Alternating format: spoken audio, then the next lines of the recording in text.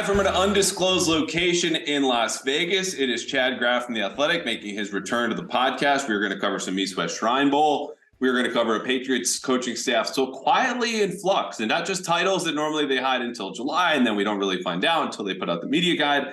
But it's a big day here in Massachusetts, where the weather, oddly, is the same as it's been in Las Vegas, and that's because betting is finally official. It's open. And so I want to start in the obvious place for a man in Las Vegas. On a big day here in Massachusetts, Chad Graff goes to Encore or MGM or pick your casino. You land at Logan later today, I think. You go to one of those places. What's your first bet that you're putting down? I live in Plainville, so that's going to be nice and easy, right at that Plain Ridge Casino out by Foxborough. I am a sucker for one particular thing, which is that this job has stripped me from a lot of fandom, but not yet my fandom for Nebraska football. No. Still care way too deeply about Nebraska football. Born into a Nebraska family. I was the first one not to go to Nebraska, but still care way too much about it. And around this time every year, I'll get on the phone with my dad, just catching up. And inevitably it turns to, I'm getting pretty optimistic about things this year. I'm liking the recruiting class. We're hearing good things about the quarterback. This is exciting. So I am, despite how poorly it went at the joint practices that we saw 6 months ago, I am all in on Matt Rule at Nebraska. I think it's going to go well. I'm hammering the over on Nebraska wins. I don't even know what it is yet, but it's going to go over. So I love that. I would like to potentially dabble in a little bit of golf. So I'm thinking Max Homa to win the Masters, something, get some decent odds on that. But if we had to look more immediately, I don't know about you, but I've really gone back and forth on this Super Bowl. Both on what would be a better story and who's going to win. Right now, I think I'm going Chiefs, but right after the game, I thought Eagles. A couple weeks for Mahomes' ankle to get better. I think I'm taking the Chiefs. All right. Wow. So we're all around. We're golf, college football. We got to hit the Super Bowl since that's coming up. You have been waiting for this longer than anyone. It sounds like that's what this is getting at. You have been waiting for someone to ask you this question, and here it is. I did it. The floodgates have opened. I thought I did a betting podcast with Mike Manansky last week or 2 weeks ago. Here you are, ready to do another one and not letting me know. In all seriousness, no, for a reason. Yeah, right. If mobile betting is not open right now in Massachusetts, so that's going to have to wait a little bit. This podcast is also brought to you by Athletic Greens. Moving on from that, I mentioned you're in Las Vegas. You have been there for 4 days, each with a practice where the Patriots are coaching a bunch of college prospects on the West team. And there'll be a game on Thursday, and it'll be, I think, on the NFL Network or televised somewhere. And these are mostly day 2, early day 3, maybe late day 3 prospects. But the interesting part about the Patriots coaching staff being there is, A, it's the first time ever at the Shrine Bowl that NFL coaching staffs have been there, or the Patriots really have had an opportunity to be selected there or at the Senior Bowl. So they're coaching different positions. O'Brien is there in a quote-unquote supervisory role. So is Belichick, though you see him grabbing the shoulder pads of some defensive linemen, which isn't so, supervisory. But I want you to kind of set the scene for us, because we'll dive into more specifics. You're there for 4 days. You're watching, you're observing, you're talking to Troy Brown, who spoke after most of those practices. What have you learned? What does it look like? It looks so different than whatever we're used to with the New England Patriots, to the point where go to the check-in table one day. It's all at the UNLV practice facility. And you check in, you get your credential, turn the corner, and it's just this outdoor football field, a practice field. And guys are on it, and there's just tons of people on the sidelines. And so I'm thinking, okay, these must all be scouts, executives, whomever, someone from the league. I don't know where I'm supposed to go. I see bleachers, so that must be it. So I'm kind of meandering my way. Happen to bump into like a Viking scout that I somewhat know. So catching up with him, hey, what's going on? And finally at the end, I'd be like, hey, I know this is gonna be weird, but where am I supposed to stand, go? Like, I've never been here. I've never done one of these. And he was like, you don't know? I was like, no. He goes, you can walk onto the field if you want. You can go anywhere you want. You can stand next to me. You can stand next to the scouts. You're on the sideline. So a little different than one Patriot place. Training camp. One Patriot place, like cornered into a 5-yard space, elbow to elbow with everybody else, looking through binoculars.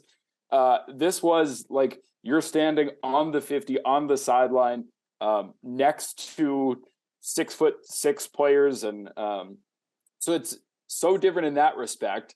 And just, a good chance for, if you want to do player interviews or Even just see, like, this is my first year doing the Patriots. I don't know that I, would have been able or watched many times Ross Douglas, going through his position. We get 10 or 15 minutes of practice. You're quickly seeing who's there, who's not there, taking a picture, a video of Mac Jones, seeing how his ankle looks, and then that's it, and you're out. So this was a chance kind of to see more of how they're operating too. Which I think is so important, right? Because we, discuss the quality of coaching a lot, and a lot of the assessment, including on this podcast and things you've written about, are about what we see on Sundays. And obviously the most important part, you coach to win, and the things you do to affect winning or prevent your team from winning are things that we can grade and or see in our public. But most of the job, Monday through Saturday, is in those practices where we get in, see them stretch, and are told to leave. So now that you get that experience of who's a little bit more hands-on, how do you communicate, who seems to be developing guys, which you can only see so much in 4 days, is really interesting and valuable to, I think, apply that knowledge and background when you come back as we discuss guys like Ross Douglas, who you mentioned, who's wide receivers coach, not assistant wide receivers coach, but the same title as Troy Brown, who is the head coach this week, and Douglas is the offensive coordinator. And on the defensive side for this West team, the Patriots have co-defensive coordinators, Mike Pellegrino, who coaches corners, and then Brian Belichick, who coaches safety. So everyone's gotten a little bit of a bump up. Other coaches, Vinny Cincinnati, normally at the running backs, I think it was at wide receivers this week. Any of those coaches really quickly stand out, or someone maybe surprise you in the way that they went about their business, which is most important, the hands-on development, teaching, the coaching part of coaching? There were a couple, and I think this one to me was a surprise, both for the fact that he's here and was coaching a position, in this case, coaching the running backs. Evan Rothstein, who had been billed as like the Ernie Adams for Matt Patricia. They were in Detroit together. Rothstein preceded Patricia in Detroit, but then got along, apparently, Detroit reporters would tell you, very well with Patricia. And then when Patricia came back to New England, followed him to New England.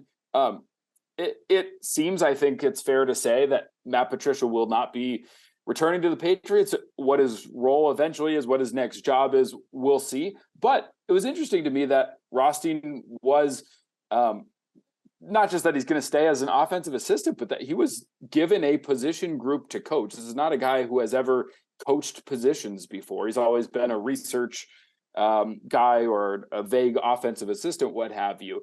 So to see him coaching the running backs was interesting, especially since if the Patriots don't bring back Damian Harris, or frankly, even if they do, and they just want like that Ty Montgomery sort of player, this is a spot where I think they could be looking at a day 3 running back, and they had plenty of day 3 running backs to work with. So that's a meaningful role for him to be having and working with, and was around them at all times. Rothstein's a really interesting name for the reasons that you mentioned. Not only his Patricia connection, does he stay behind if Patricia leaves, which is still, as far as I've heard, undecided, but his absence there obviously is notable. Nick Haley also was not there in Las Vegas, but Rothstein is someone who was more involved in the game planning part that I learned as the season went on than most people knew. Again, because he's in this nebulous kind of role, right? Like the Ernie Adams stuff faded away a little bit. He's assisting with the quarterbacks, but then he's designing a lot of the passing game in the red zone, which, as we know, was dreadful. So where does his value in there? And that's where I think some of the politics kind of seeps in. Who makes the calls? Is it Bill O'Brien or Bill Belichick? Where does he return? How does he return? Is TBD. I think that point is largely true, though, for the whole staff, because, again, they're interviewing offensive line coaches. Supposedly Ryan Wendell from the Bills came out, interviewed in Las Vegas. Adrian Clem had another interview with the Patriots. So this coaching staff is not set in stone yet. And a lot of people wonder who's going to be in what spot. Rothstein, Cam McCourt, Joe Judge, who was out there after the Shrine Bowl, said initially he wasn't going to be out there. But let's stay with Belichick and O'Brien for a second. What was their interaction like? How much was O'Brien interacting with the new assistants? Was he standing back? Was he hands-on? What'd you see from both of them? Way, way, way more hands-on than I thought. Like this was all billed as, look, Troy Brown's going to get to be the head coach, and Rothstein's going to be with the running backs and whatever. And all of these guys are going to get to basically bump up a couple of levels, take on more responsibility than they usually do. And the big names, including Judge, O'Brien, Belichick, are just supervisory roles. And so I kind of thought that would mean, having never done one of these, not really knowing what to expect, I assume supervisory role meant like they're going to sit up on a perch on the rooftop of the UNLV facility and just look down and watch. And then O'Brien was standing and working with the quarterbacks like almost the entire time. And Bill, as some of the tweets have shown, is legitimately like grabbing the shoulder pads of these prospects. And no, I want your swim move to look like this or come up this gap or whatever. So it was way more hands-on. Even Judge, who I think it's noteworthy, was not just spending time with special teams, but was with the offense and was with quarterbacks and next to O'Brien and working with wide receivers. So they were all way more hands-on than I expected. They were at every practice except for the one on Monday morning when it was 45 degrees and raining. The supervisory role attendees perhaps said, Troy Brown, this is your real chance to really lead the guys while it's freezing out here. So good luck with that one. So we'll see. I was frankly very surprised. And I do think, and we can get into this later, but I do think that this is their chance to kind of have an advantage over a lot of teams with these day 3 picks. You're not getting an advantage coaching at the Shrine Bowl of first round guys. Like the best guy here is Zay Flowers from Boston College. Everybody's going to know him. Everybody's done their homework on him, watched it. He's going to be a top 50 pick, maybe a first rounder. So you're not getting a huge advantage by hanging out with him, seeing him first person. You are getting a big advantage on these guys who are, somewhere between a preferred undrafted free agent to 5th, 6th round pick. Like those are the guys that you can, I think, really get an advantage over the teams who are not here coaching. I just want to go back a couple of minutes because it made me laugh inside for the folks who could tell on YouTube that I was not laughing, but just the idea of Bill O'Brien and Bill Belichick perched up, as you said, and looking down as if they were the old guys from the Muppets, just pointing at drills and laughing and roasting everyone from afar. Like I would thoroughly enjoy kind of the director's cut of the coaches tape of these practices with just their commentary back. Just maybe next year. They were together almost the entire time, like constantly following each other around. O'Brien, when Belichick would go over to defensive linemen or stuff, O'Brien did tend to hang back more with quarterbacks, wide receivers, running backs, what have you. But O'Brien and Belichick were around each other a ton.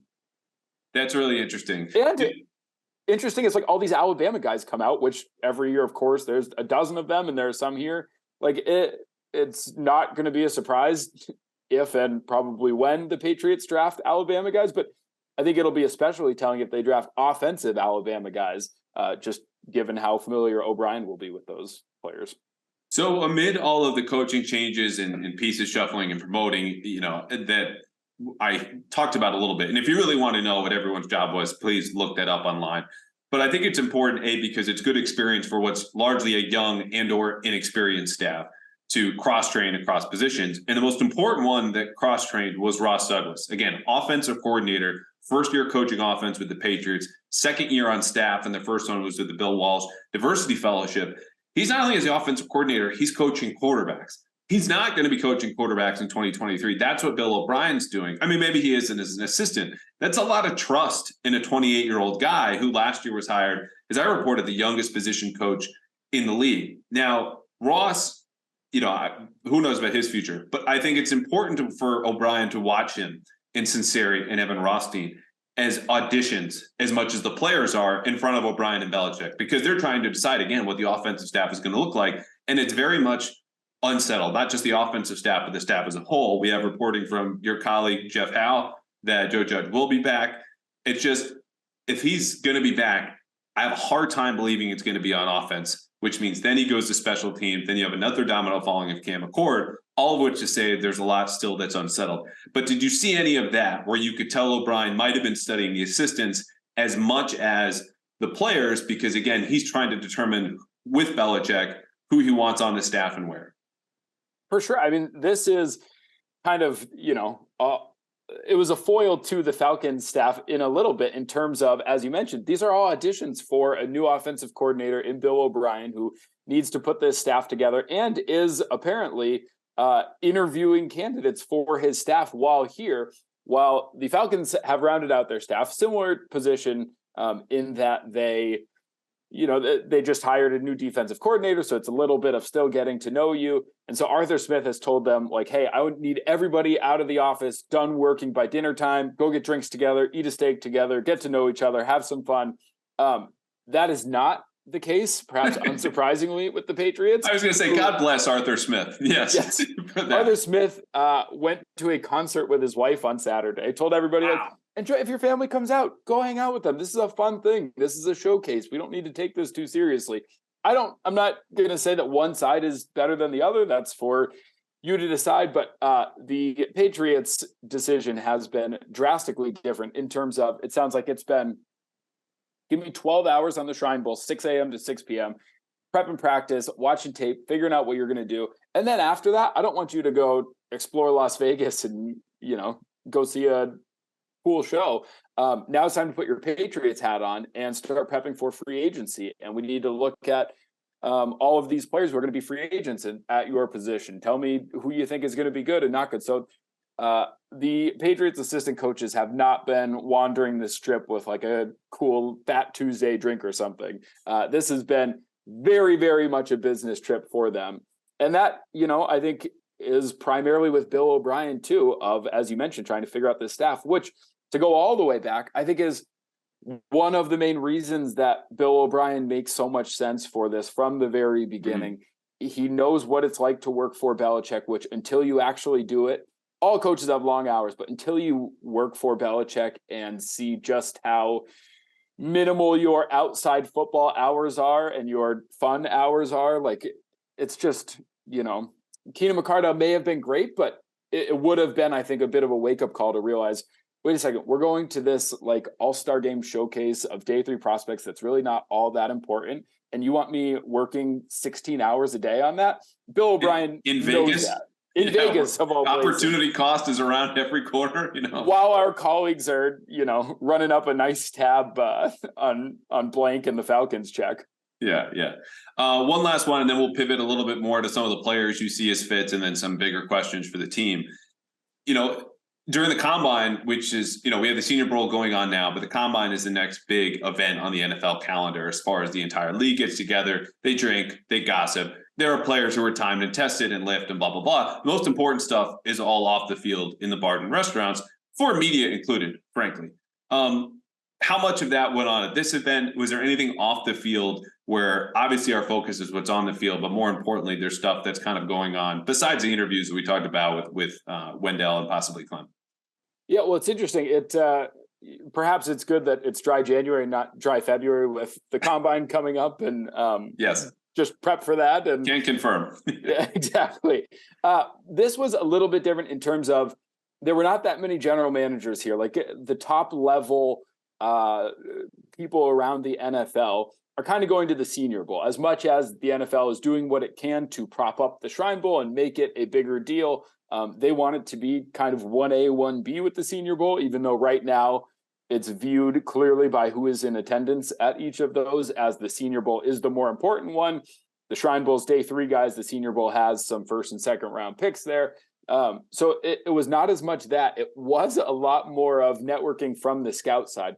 Tons and tons of regional scouts here to meet with each other. And I think people might be a little bit surprised to know, and this goes on at every sport, so not just football, but there's a lot of notebook sharing among scouts from different organizations, from rival franchises, frankly, of like, hey, what do you see with that guy? Where do you have him graded? And it just is so counter to how you might think of it and as super competitive. But these are scouts who see each other all the time at these places. And there's a lot more getting a drink together on the strip. And, are you guys going to have any openings on your staff?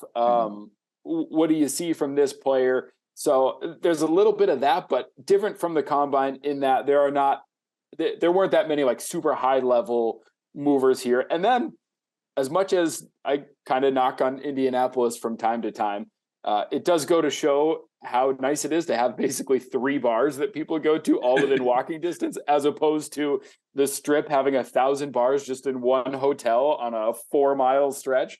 So it's a little bit more difficult to just run into people by happenstance. And then, of course, as we mentioned, with the Patriots hours that the coaching staff was keeping, they were 100% not hanging out at the Bellagio fountains and sipping a fun drink there. They were working the entire time, for better or worse.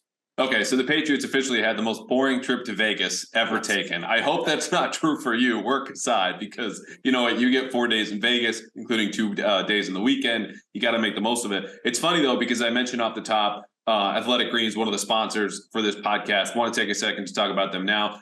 Jim McBride of the Globe, according to Chad Graff of The Athletic. Jim takes this, so I can verify anyone coming back from Vegas needs to take a look at AG1, because I did a couple of months ago in the middle of the season to start, sleep better, have more energy as the Patriots season just kind of gets to be a slog. And what it is one scoop. You put it in a smoothie, a glass of water, a 75 high-quality vitamins, minerals, whole food sourced ingredients, probiotic, and adaptogens, which of course you know what adaptogens are. And the best part is it's lifestyle friendly. Again, it could be water, it could be a smoothie, but it doesn't matter if you eat vegan, you're dairy-free, gluten-free, keto, paleo, 1 gram of sugar, no GMOs, nasty chemicals, or anything artificial. Again, better sleep, recovery, mental clarity, and alertness, and it costs less than $3 a day. So right now, you can reclaim your health and arm your immune system, whether you're coming back from Vegas or not, with convenient daily nutrition. It's just one scoop. That's it. No need for a million different pills and supplements to look out for your health. Take it easy, and Athletic Greens is going to make it easy for you with a 1-year supply of immune-supporting vitamin D plus 5 free travel packs with your first purchase. Just visit athleticgreens.com/garden. Again, that's athleticgreens.com/garden to take ownership of your health and pick up the ultimate daily nutritional insurance. Okay, back to the field. Prospects. You mentioned Zay Flowers, Boston College receiver. Some talk, is he a day one guy? Is he early day two? There's a long way to go with that. Again, I promise the draft content is coming on this podcast. I still need some time. Besides him, who do you see as Patriot fits when you were up close with all these guys for 4 or 5 practices? So I admittedly spent a lot of time looking at receivers because I do think that is, while there's a lot of pressing questions, including offensive tackle and cornerback, to me, wide receivers is both the most fun to watch and figure out, but it's also just, frankly, I think the most pressing. You need to make a decision on Mac Jones and his 5th-year option after this upcoming season. You've given him a real offensive coordinator. Now the last step is you need to give him weapons. Just re-signing Jacoby Myers is not enough, and that is no given either. So back to the well you go, I think, for an early wide receiver, whether it's first round or beyond. I think you kind of have to come away with a wide receiver on day 1 or 2. So in that vein, Zay Flowers was the best one here. He didn't do a ton because he does not want to get hurt. He wants to be around the Patriots coaches and in the meetings, and by all accounts did very well, but he only practiced 1 time, and it was basically because every cornerback here wants to show that, in his words, they can shut him down. And so it's going to be a little extra grabbing and hand fighting and just play it safe. Don't get injured. So he was the best one here, but didn't do a whole lot. After that, I think a really interesting option is A.T. Perry from Wake Forest, a bigger body, which I think the Patriots could use. We don't know what's going to happen with Nelson. Well, we kind of know what's going to happen with Nelson Aguilar. He's probably going to sign elsewhere. I don't know that Devontae Parker is just a shoo-in to return. And so regardless, I do think that you could use a bigger body receiver. You've got ideally Tyquan Thornton developing as your downfield guy. You've got potentially, if he re-signs Jacoby Myers underneath, you could use more of a possession receiver. And I think that is what Perry provides. He's 6'5", but he's not like a stiff, can't run route 6'5". T. Higgins is too high of a compliment, but kind of a poor man's T. Higgins. So he jumped out. There's a Florida receiver, Justin Shorter, who had a couple of big plays. Troy Brown worked with a ton and was often with him and chest bumping him after some plays. Fun to see Troy Brown kind of bring back the Swift. He ran 40 yards downfield to go celebrate with him, and he looks like he could still return a punt if you needed him to. Troy's jacked. Troy's ripped. Every time we talk to Troy, even over Zoom, I'm like, GD, I need to get back to the gym. Like, the man might be in better shape than he was at the end of his career. It's unbelievable. It's insane. He's crazy. I'll give you, I guess, a couple more. Liberty receiver Demario Douglas, super small, shifty slot guy that I think you could use whether or not you resign Jacoby Myers. Like, if you do, great, have him learn behind him. If not, I think he's a guy who could develop into that role that the Patriots have been so good at and ran, frankly, so well when Bill O'Brien was last year with Wes Welker leading the league in receptions, targets, yards, whatever else he did. And then, we talked a little bit about the running backs. Minnesota running back Mohamed Ibrahim, who put up massive numbers in college. I was impressed with not just that, with his running style, which I think is well documented, playing in the Big Ten in cold weather and putting up tons of yards. He's got good hands and ran decent routes. And I don't know that he's like a true scat back that the Patriots may want, depending on if they choose that role and what happens with Montgomery. But somebody like that, I think, is interesting, almost in like a Ramondre Stevenson role of, good ball carrier, but this is a guy who could pass block and catch some passes too. I didn't spend a ton of time watching safety, but I don't know about you. That to me is safety and tight end are kind of like the positions to me that are super interesting as potential Patriots fits, that are not like on the same level as wide receiver, cornerback, offensive tackle, but spots that good teams would be looking at the future of that position, developing somebody to come in there, knowing, who knows what's going to happen with Jonnu Smith a year from now, or Hunter Henry this year or a year from now, or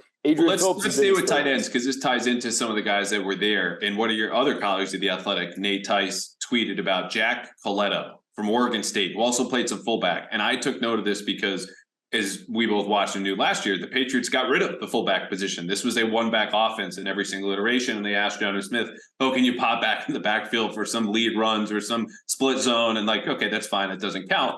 But Coletto is a hybrid player that could bring back some of those two-back concepts. And your colleague Nate Tice from The Athletic brought up as someone who's versatile, had some ball skills, could unlock some more of that creativity. Not, a Kyle Juszczyk out in San Francisco, but something similar. Did Coletto pop to you at all? A little bit. I think anybody who is in that role automatically gets paired to Kyle Juszczyk just because he's so good and got paid and was kind of the only one to do that. So I think teams would be wise to look for that. I think it will be telling if they go out and find a guy like that, of a little bit more of what Bill O'Brien is looking for.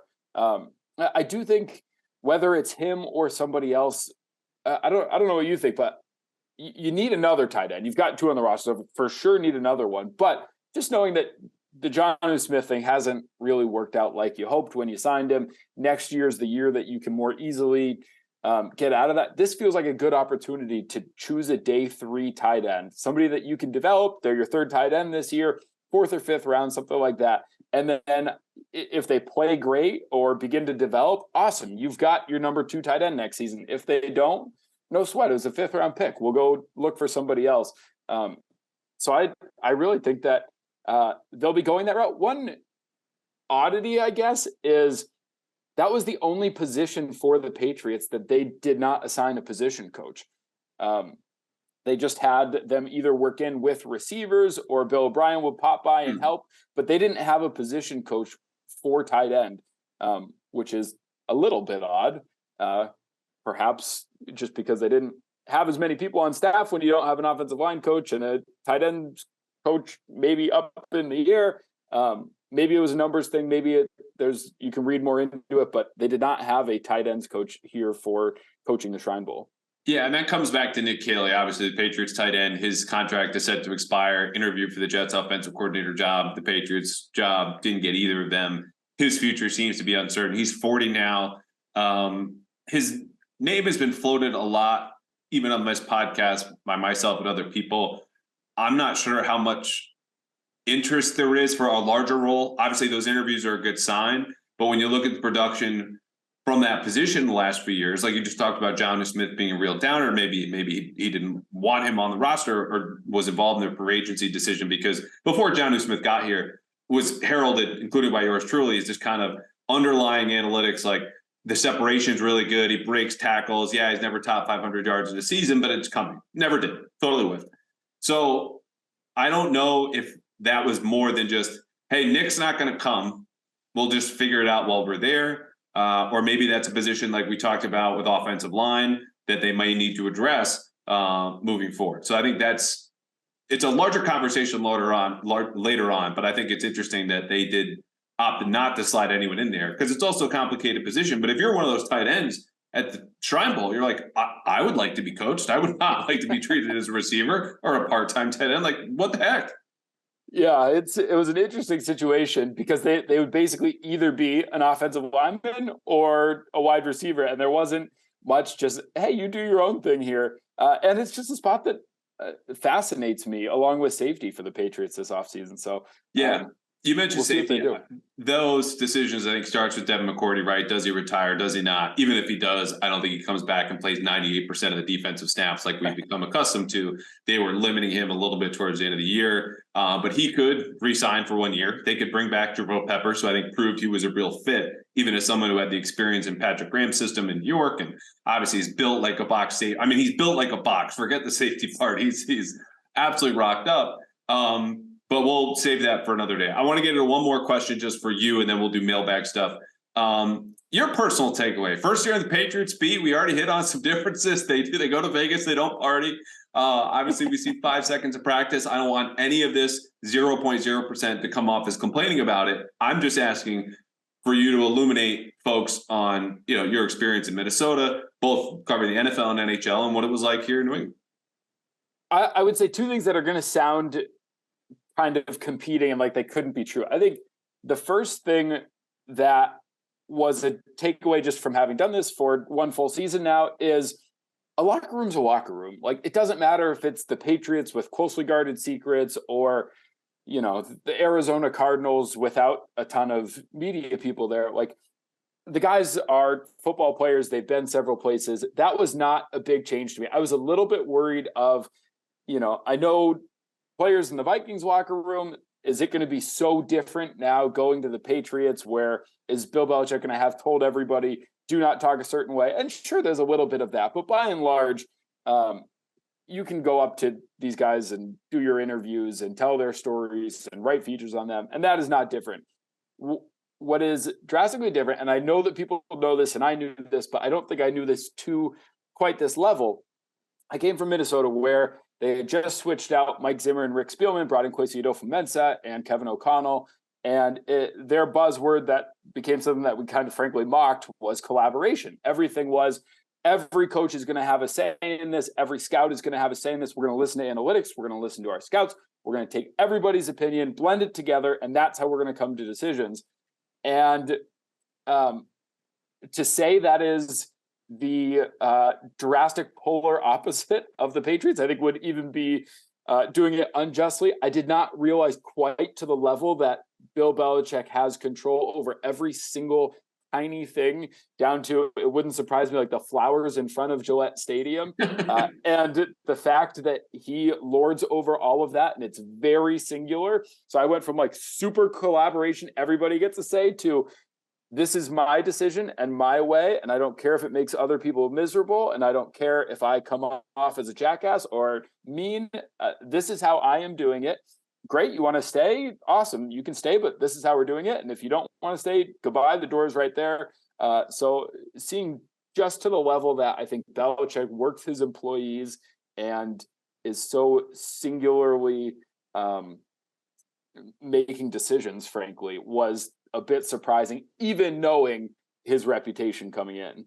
Yeah, which of course makes, the last few weeks so interesting, right? How much of this is a tug and pull negotiation with the Crafts that just never would have happened in the first place. But when you're 25 and 26 over the last 3 years, there needs to be changes. And that's something he said himself in that final press conference. They need to be better. It starts with him, et cetera, et cetera. It's just, Bill O'Brien having more input in the offensive staff. Something that might not have happened before, but he's a guy with head coaching experience, obviously an offensive coordinator in multiple spots. I don't think he's loosening the reins. I think he's understanding that one man can't have all the answers, and obviously has in the last few years. And that's also been one of his strengths, though, is identifying talent in the coaching ranks and knowing how to delegate, to people around you who have earned it. Bill O'Brien's certainly done that.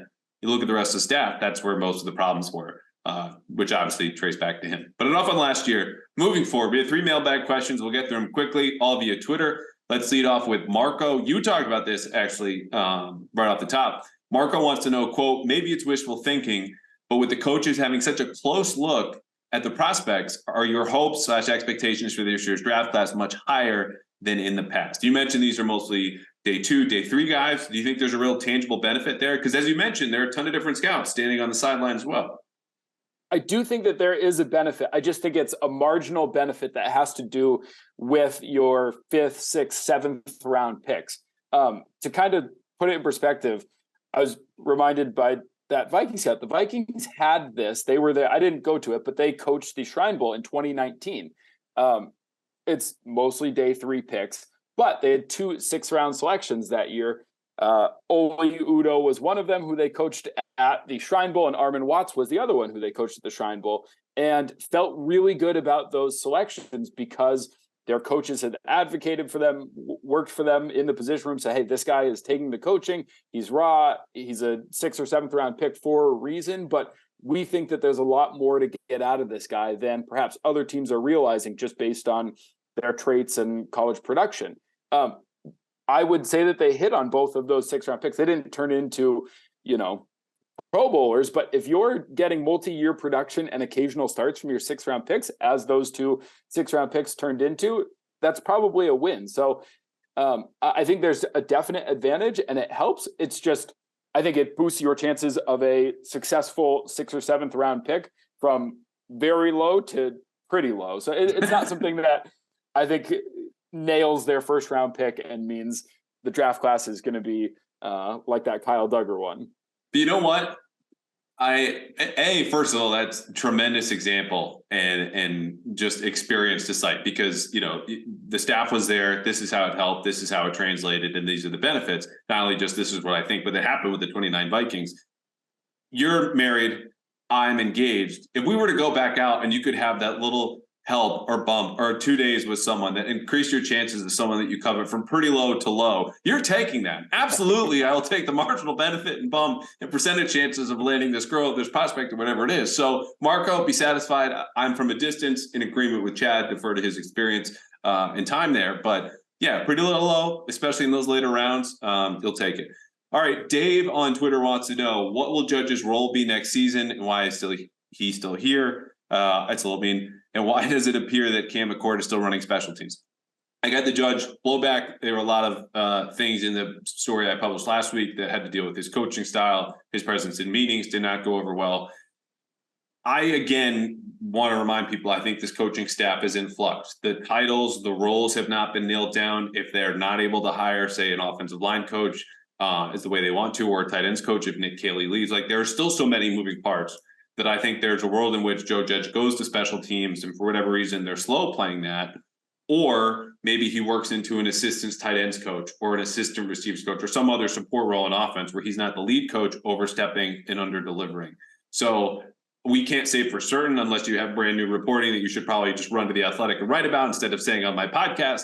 But there are things that are still in motion, and Judge will be back, as we know from Jeff Howe.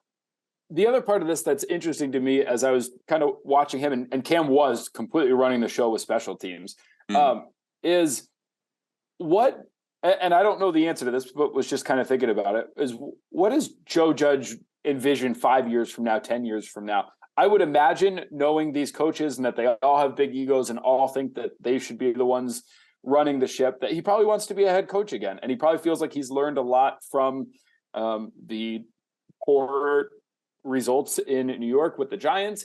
And I wonder if he thinks, if I want to be a head coach again, I don't know that going back to being the special teams coach for Bill Belichick is his best route to one day becoming a head coach again, or if it is more to go a traditional route, be a tight ends coach and then get promoted to offensive line coach, and then get promoted to quarterback coach, and then get promoted to offensive coordinator, and work your way up as so many do and have in that sense. And yet, of course, even if he says, hey, that's the route I want to go, it doesn't mean that Belichick has to grant that. Right. At the end of the day, as discussed, Belichick could, if he wanted to, say, screw you, you're the tight ends coach, or you're not, or you're the special teams coach, or you're nothing. We have mentioned that he is singularly making decisions, so it will come down to that. But that's the part of me that wonders, what does Joe Judge want, and how much would he advocate for himself if he didn't want to do special teams? I don't know if that's the case, but that's just something I was thinking about as he hung out with the offense this week. Yeah, it's his future is certainly very murky. And I think given that his stock was low when the Patriots brought him back and made him quarterback's coach, obviously a big favor and a lot of trust from Belichick, who thinks very highly of him. was not the right role or the fit with the player, the room, the position, all of it went bad. So his stock has still continued to go down. And I think when you're at that point, it's not a matter of, okay, what does the top of the ladder look like, or how can I get out of this hole? It's how can I take one step forward, as opposed to continuing to slide back down and deeper into that hole, which is where he is, which isn't to say a bad position. You have a job in the NFL, that's a good job to have. It's well paying. He's still working in and around football. Just if he's coming back to New England and clearly failed last year, like, I don't know where else he could go. And at this point, you just have to accept whatever role that Belichick gives you. Thankfully, Bill still thinks highly of Joe. And I think Joe has plenty of time if he wants to eventually work his way back up to being a head coach. It's just nothing you can really think about now because there's just no immediate path to that, or even the 5-year plan that you laid out. Last one from Jim on Twitter. Should the Patriots re-sign Jacoby Myers or trade for wide receiver? If you do want them to trade, who would you target? I've covered this, wrote about it.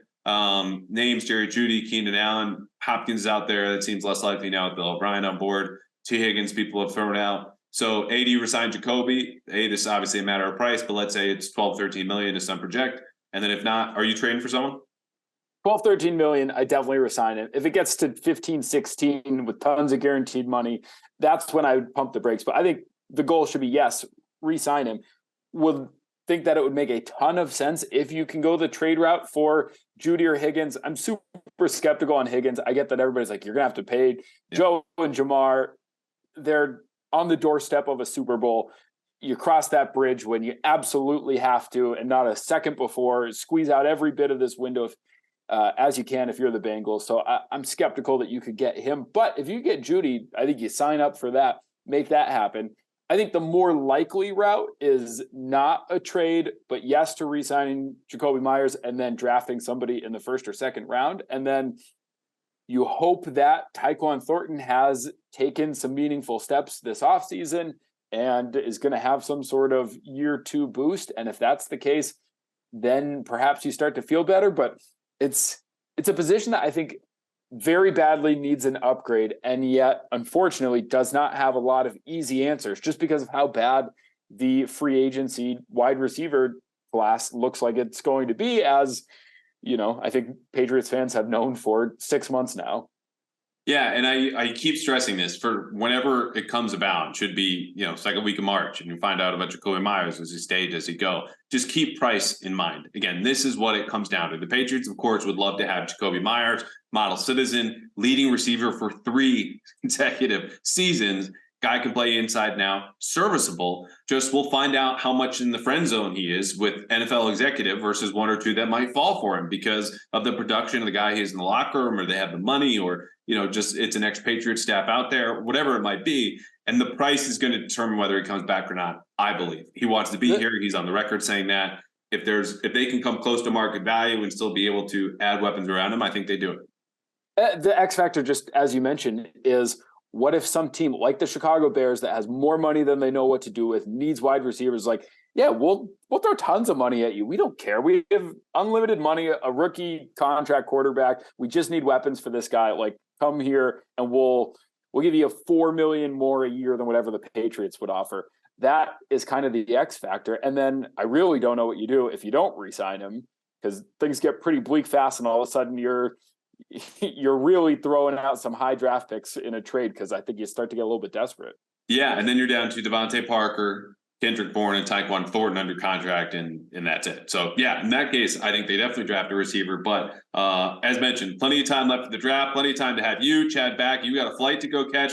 Thank you to Athletic Greens, Commap, sponsors, as always, for supporting this podcast, as well as Chad. You survived Vegas. It sounded like just a step above the Patriots experience in Vegas, but you'll be back. The Patriots will be back next year, so we'll have a little more exciting time next time.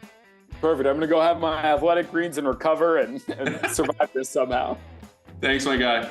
For more, check out the full episode of the Pats Interference Podcast and CLNS Media's Patriots Press Pass YouTube page, or listen on Apple, Spotify, or wherever you get your podcasts. The Pats Interference Podcast is powered by Athletic Greens. Build a foundation for better health with AG1.